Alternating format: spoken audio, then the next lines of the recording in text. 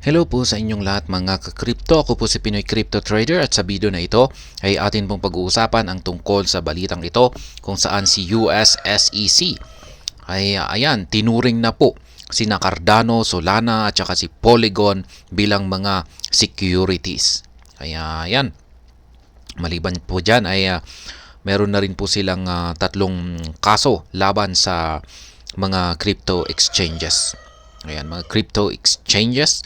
Kaya yan, mukhang parang sumabog na naman ang SEC, US SEC sa kanilang paghahabol sa mga cryptocurrency. Kasama na po dito yung mga exchanges.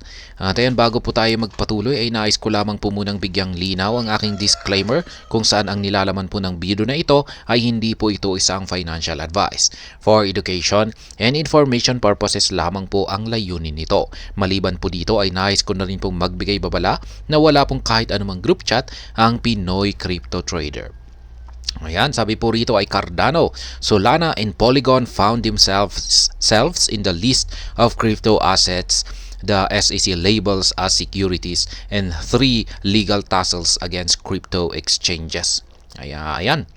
Sina Cardano, Solana, at saka Polygon ay mga ito ay mga cryptocurrency na ayan, medyo matatagal na rin ang mga ito at talagang solid na rin ang mga ito. Ayan. At ito po ang sinunod ng US SEC na habulin. Yan, katulad ng nangyari kay XRP. Yan, pero sa tingin ko ay lalaban din sila. Kasi siyempre, gaya ng ginawa ni XRP na lumalaban talaga siya. Ayan, the native tokens of Cardano, Solana, and Polygon have found themselves in a hot water with the United States Securities and Exchange Commission, labeled the crypto asset as alleged securities traded on Kraken, a US-based crypto exchange. Ayan. SEC sues Kraken. Ito po yung na-content natin kanina. Ito po yung tungkol kay Kraken.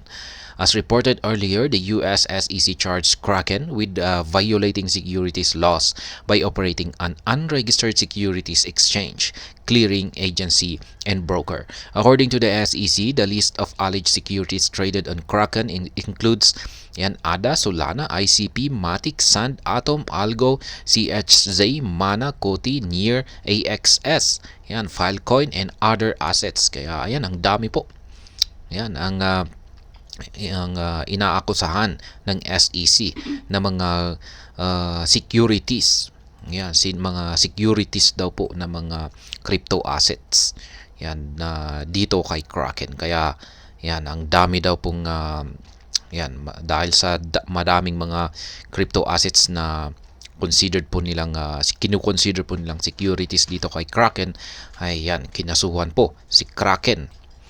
The development comes several months after the SEC mentioned ADA as an unregistered security in its lawsuit against Coinbase and Binance. Besides ADA, the regulator also mentioned Matic and Solana in all 3 legal battles against Binance, Coinbase, and Kraken. Tatlo po yung kinasuhan ng SEC na mga bigating mga crypto exchange. Yan po ay si Binance, Coinbase, at saka si Kraken. Ayan, pinagsabay-sabay po nila.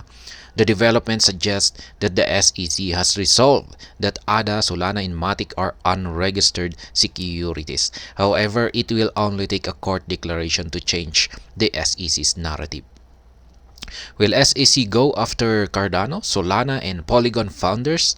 Ayan, hahabulin kaya ng SEC yung mga founder o yung mga gumawa rito kay Cardano, Solana at saka Polygon? Yan po ang malaking tanong dito.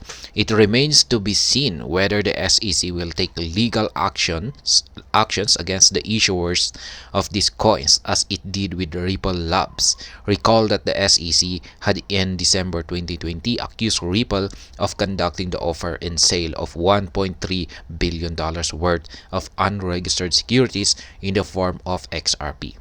Ayan, pagdating po kasi kay XRP ay talagang hinabol po nila yung yung issuer ng Ripple Labs or yung gumawa kay Ripple Labs. Kaya mukhang ang mangyayari dito ay baka hakabulin nga nila yung mga founders ng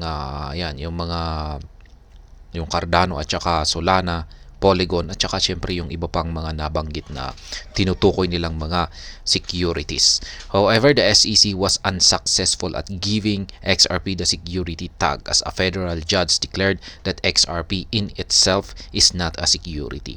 Kaya yan. Yan po yung naging resulta ng labanan sa kaso niyang US SEC at saka XRP. Nanalo naman po ang XRP at yan. Hindi siya tinuturing po siya ngayong not a security. Kaya ayan. Although the SEC has not signaled plans to charge the issuers of ADA, Solana, and Matic with violating securities laws, there are speculations that the agency could take such an action after the conclusion of the Ripple lawsuit, which is currently in the remedies phase. Kaya ayan. Malamang ay baka raw saka na lamang sila mag-i-issue ng kaso sa mga founders or creators ng ADA, Solana at saka Matic pagkatapos daw na mailabas yung conclusion dito sa Ripple lawsuit. Cardano team denies SEC allegation. Meanwhile, the Cardano team, led by the Input Output Global, has rejected the SEC's claim that ADA is a security. Responding to the SEC's complaints, the IOG said in a statement saying, "Under no circumstances is ADA a security under US securities laws. It never has been." Ayan naman po ang sagot ng Cardano team. Hindi daw po security si ADA or ang Cardano token. Kaya ayan. Siyempre, lalaban po ang mga yan ng hindi basta-basta.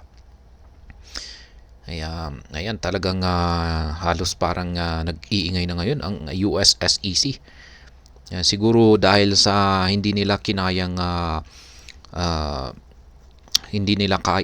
si XRP. Kaya siguro ay doon na lamang sila sa ibang mga crypto assets. Ayan, pero sa tingin ko ay ayan, lalaban yung mga ibang mga crypto assets. Hindi na rin sila uurong lalong-lalo na at ayan, yung mga ipinakita ni XRP ay talagang walang laban ang SEC. Kaya ayan, hanggang dito na lamang po tayo sa video na ito. Sana po ay inyong nagustuhan ang aking paliwanag dito. Kung inyo po itong nagustuhan, pag-click lamang po ang like button nito. Para naman po sa mga bago lamang dito, kayo po ay aking inaanyayahan para mag-subscribe. Pag-click na rin po ang bell icon nito dahil ito po ang siyang magsisilbing notification nito sa mga bagong videos na akin pong ina-upload sa aking YouTube channel na ito. Marami pong salamat sa panonood. Ingat po tayo lagi at God bless po sa ating lahat.